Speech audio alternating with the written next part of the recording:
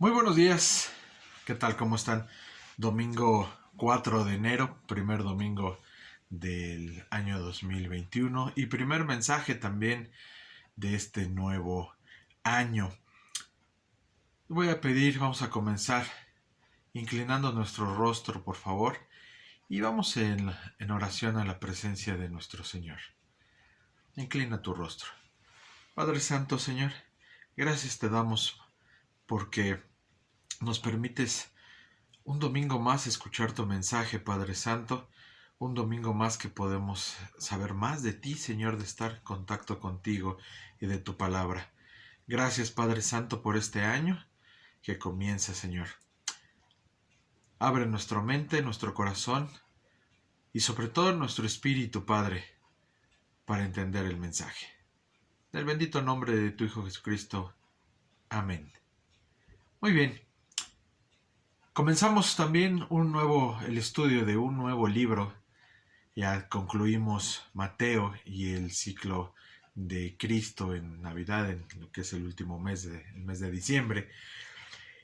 Y ahora comenzamos con un nuevo libro, que es Hechos, el libro de los Hechos, un libro lleno de gran sabiduría, de grandes bendiciones para todos nosotros. Pero vamos a entrar primeramente en contexto. ¿Quién escribió el libro de los Hechos? Se refiere al autor como Lucas, que también escribió el Evangelio de Lucas y este libro de Hechos. Y esta forma una obra de dos partes que en griego se llaman Opus Lucanum, al que se refiere el autor. ¿Cuándo fue escrito el libro de los Hechos de los Apóstoles? La fecha más utilizada suele ser entre el año 80 y 90 después de Cristo, ya que es la fecha en la que se suele situar el Evangelio de Lucas, del mismo autor. También, ¿de qué trata el libro de los Hechos? Primero, describe el nacimiento y el desarrollo del cristianismo. También el libro de los Hechos describe la razón de ser de la iglesia. El libro de los Hechos también nos va a explicar y nos va a llevar el por qué, cuál es la razón por la que Cristo ha puesto a la iglesia en este mundo.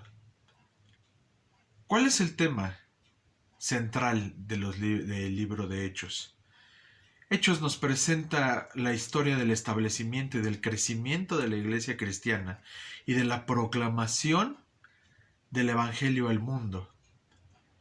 Y es el momento en el que empieza a esparcirse el Evangelio enseñado por Jesús. ¿Cuál fue el propósito con el que se escribió el libro de los Hechos? Primeramente, presenta a Cristo. El cristianismo es Cristo.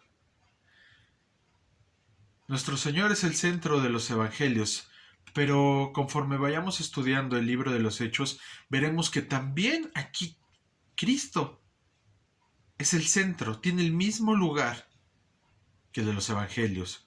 Comprobamos que el Espíritu Santo descendió y los apóstoles comenzaron su ministerio público. El tema de las predicaciones siempre fue a Cristo resucitado. También el propósito del libro de Hechos es demostrar que Cristo es el cumplimiento perfecto de las escrituras del Antiguo Testamento. La importancia del Espíritu Santo y del bautismo por el Espíritu Santo en el libro de los Hechos. La comisión que hizo nuestro Señor a los 12 apóstoles, y el envío del Espíritu Santo desde el cielo para capacitarlos. Así es de que este libro que vamos a empezar a leer, a estudiar, representa el comienzo de la iglesia, el esparcimiento del Evangelio, ya con los apóstoles y con el Espíritu Santo. El libro de los Hechos empieza nombrando a Teófilo. ¿Quién es Teófilo? Con el que comienza el escrito de Hechos. Para saber, Teófilo significaba amado por Dios o amigo de Dios, y era un hombre muy usado por gentiles y judíos. Posiblemente era un noble, funcionario importante del gobierno en ese momento, a quien Lucas le dedica su evangelio, el mismo evangelio de Lucas y el libro de los Hechos. No se tiene un conocimiento exacto si ya era cristiano en ese tiempo o si solamente estaba interesado en conocer el cristianismo. Al igual que sabía que él provenía de su lugar de origen, era de Antioquía de Siria.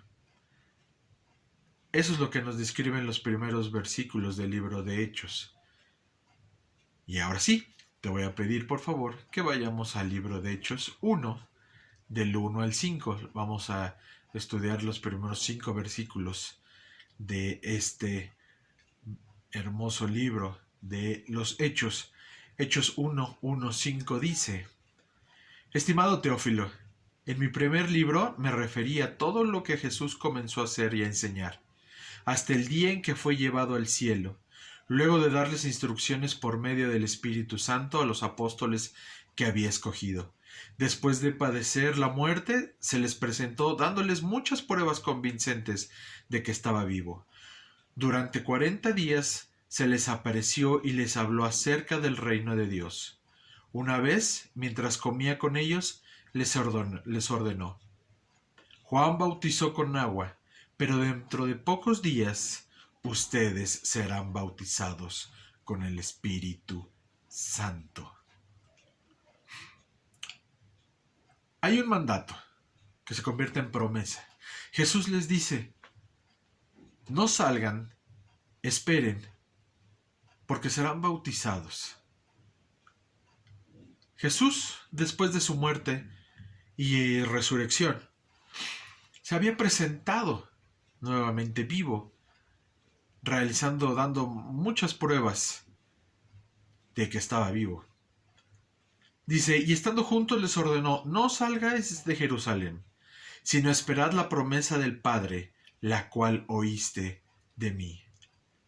Jesús pide a sus apóstoles que deben de esperar la venida del Espíritu Santo. Hasta que ese evento se llevara a cabo, tuviese lugar, sus órdenes consistían en esperar una promesa que ya se les había dicho, que ya se les había entregado. El versículo 5 que acabamos de leer dice: porque Juan ciertamente bautizó con agua, pero vosotros seréis bautizados con el Espíritu Santo dentro de no muchos días. Hay que recalcar, y es importante hacer notar, que aquí no se estaba hablando del bautismo con agua, que es el bautismo ceremonial, sino de algo más profundo que se les ofrecía, que iba a suceder y que iba a llegar. En días previos a la fiesta de Pentecostés, Jesús los instruye a esperar, porque se les embestiría, se les daría un poder. Jesús es el regalo de Dios para el mundo. El Espíritu Santo es el regalo del Padre y del Hijo a la Iglesia. ¿Qué es el Espíritu Santo? ¿Cómo lo vivimos? ¿Cómo lo sentimos? ¿Qué es ese poder que Jesús les está hablando a sus discípulos que se les dará, que se les entregará para poder llevar a cabo la gran comisión? Aquello que se les está encomendando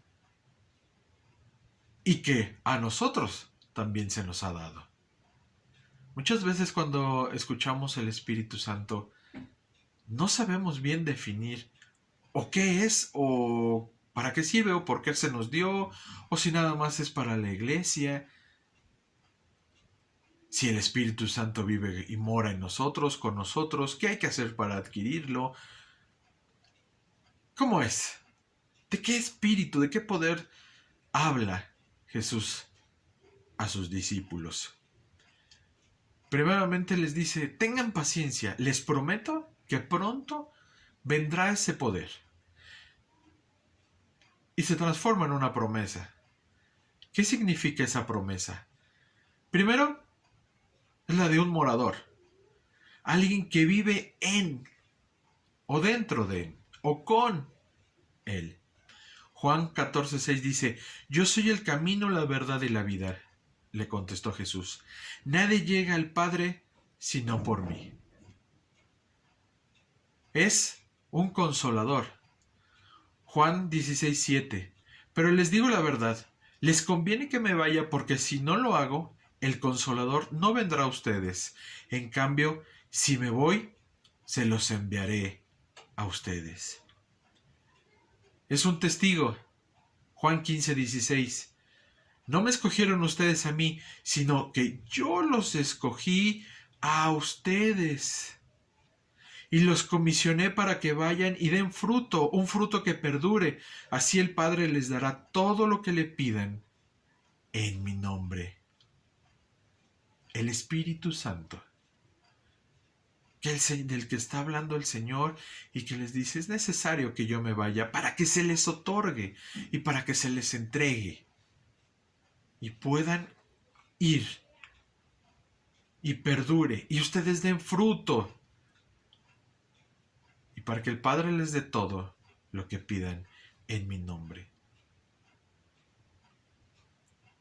¿Cuáles son los resultados del poder del Espíritu Santo? Primero, el Espíritu Santo nos permite caminar conforme a la mente de Dios. No los vamos a leer, pero es Filipenses 2:13.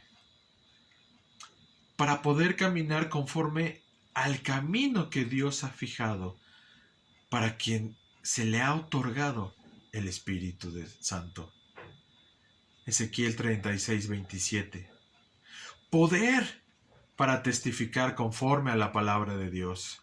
Hechos 1:8 y 4:33. ¿Cómo nos vamos dando cuenta del regalo que es para nosotros y fue para los apóstoles el Espíritu Santo? ¿Qué prueba el libro de los Hechos al hablar de la resurrección? ¿Y por qué es importante esta misma para el Espíritu Santo? Primero, es la prueba inequívoca de la deidad de Cristo. Es una profecía cumplida. Es una parte del Evangelio. Y tiene semblanza en el bautismo.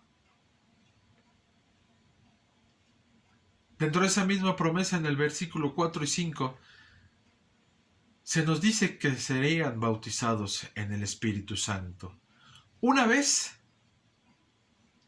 al momento de la salvación. No se vuelve a repetir. Primera de Corintios 12:13. El bautismo en agua es un símbolo externo del acto interno del Espíritu Santo. Cuando tú y yo nos bautizamos, hemos obtenido el Espíritu Santo que ha otorgado el Señor. El Espíritu Santo es la tercera persona de la Santa Trinidad. Es el aspecto de Dios que vive y da poder e inspiración a los seres humanos. ¿Por qué hace tanto énfasis Jesús en que esperen? ¿Por qué no lo otorga inmediatamente? Recordemos que durante la vida de Jesús en su ministerio, pocas veces pidió que se esperara, que aguardaran. Cuando sanó a los enfermos no les dijo, espera, aguarda 2 días, 3 días y serás sano. Sino que la mayoría de las veces, o casi siempre, sucedía en el momento. Ahora pide que esperen. Que esperasen significa que valía la pena lo que iban a recibir. Que esperasen significa que ellos tenían la promesa de que sí vendría. Que esperasen significa que ellos debían recibirlo porque por ellos mismos, no podían crearlo, no podían obtenerlo, ese regalo. Que esperasen significa que serían probados por el hecho de esperar, por lo menos un rato. Fue una prueba el que se les diga, esperen por lo que se les va a dar. La idea, el concepto de ser bautizados es ser sumergidos o cubiertos completamente en algo. Aún como Juan bautizó en agua, así estos discípulos serían sumergidos en el Espíritu Santo. Y hasta ahorita parece que tocamos nada más lo que les sucedió a los apóstoles. Lo que se les ofreció, lo que se les entregó, lo que se les prometió a los apóstoles. Pero, si ves, si lo analizamos, a ti y a mí se nos ofreció lo mismo. Y se nos capacitó y se nos entregó el Espíritu Santo. No es exclusivo de los apóstoles. A ti y a mí también se nos cubrió con el Espíritu Santo. Pero, en concreto, ¿qué es el Espíritu Santo? El Espíritu Santo es la tercera persona, como vimos, de la Santísima Trinidad del cristianismo. El Espíritu Santo es una persona distinta del Padre y del Hijo, primera y segunda persona de la Santísima Trinidad, pero posee con ellos una misma naturaleza y una esencia divina.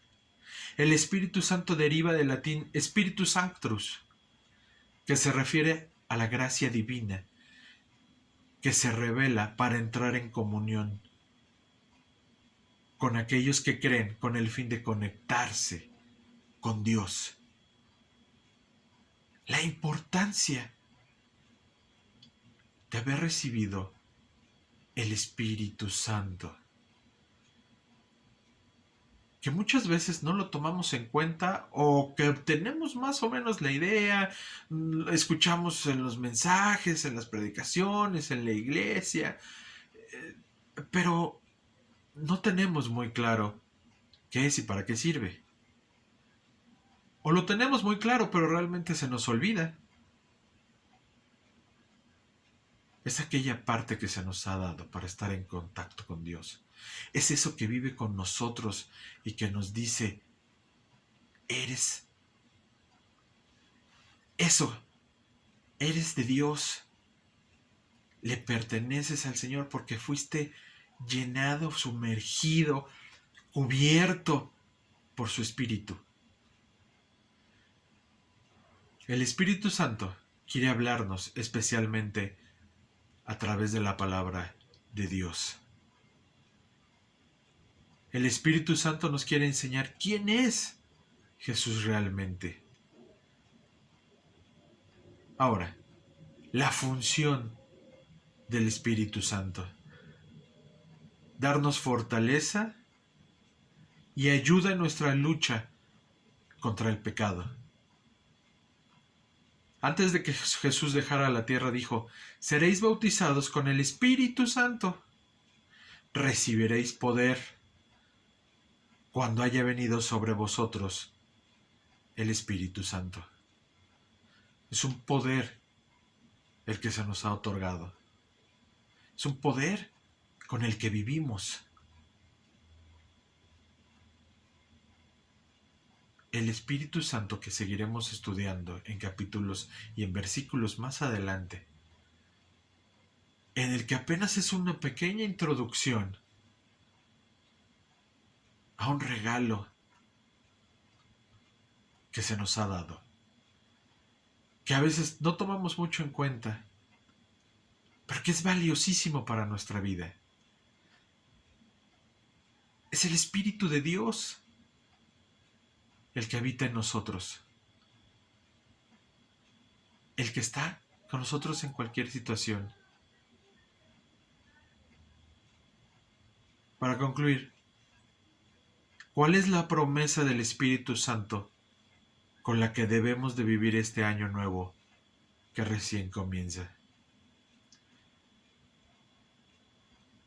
Y está muy claro en Juan 14, 15, 18. Si ustedes me aman, obedecerán mis mandamientos. Y yo le pediré al Padre, y Él les dará otro consolador para que los acompañe siempre. El Espíritu de verdad, a quien el mundo no puede aceptar porque no lo ve ni lo conoce. Pero ustedes sí lo conocen, porque vive con ustedes y estará en ustedes. No los voy a dejar huérfanos, volveré con ustedes.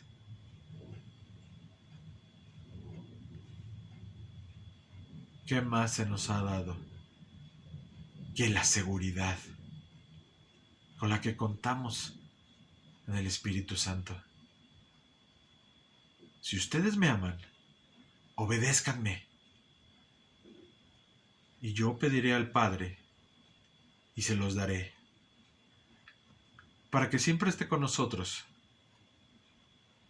Es el Espíritu de la verdad, a quien el mundo no conoce. No lo pueden aceptar, porque lo ignoran, porque no lo quieren. Si tú dices, no mora en mí el Espíritu, no lo conozco, o lo conozco, lo tengo, pero no sé bien cómo usarlo, o qué vive en mí, qué me dice. Dice que vive con ustedes y está en ustedes. No los voy a dejar huérfanos, volveré con ustedes. La promesa ahí está, de algo que se nos fue entregado cuando dijimos, sí Señor, yo te acepto. Sí Señor, yo me bautizo. Me bautizo porque creo en ti, porque sé que estás conmigo, porque sé que volverás, porque sé que tu espíritu mora en mí. Vamos a orar. Padre Santo, gracias Señor. Gracias Dios Todopoderoso por ese regalo que tenemos que esperar si no lo hemos recibido. Si ya lo tenemos, Señor, tenemos que vivirlo, tenemos que escucharlo, tenemos que sentirlo, porque es tu Espíritu, Padre Santo, porque es el Espíritu Santo que habita en nosotros. Qué promesa tan más maravillosa y que nos llena de gozo y de esperanza y de fe que escuchar tu palabra y de saber que cuando ascendiste al cielo nos otorgaste tu Espíritu para vivir con Él y en Él. Porque no somos huérfanos, porque podemos llamarte Padre. Y sabemos que volverás, tenemos la seguridad de que volverás por nosotros. Gracias, Señor. Alabado sea tu santo nombre y tu Espíritu. Dios los bendiga, que tengan una bendecida semana.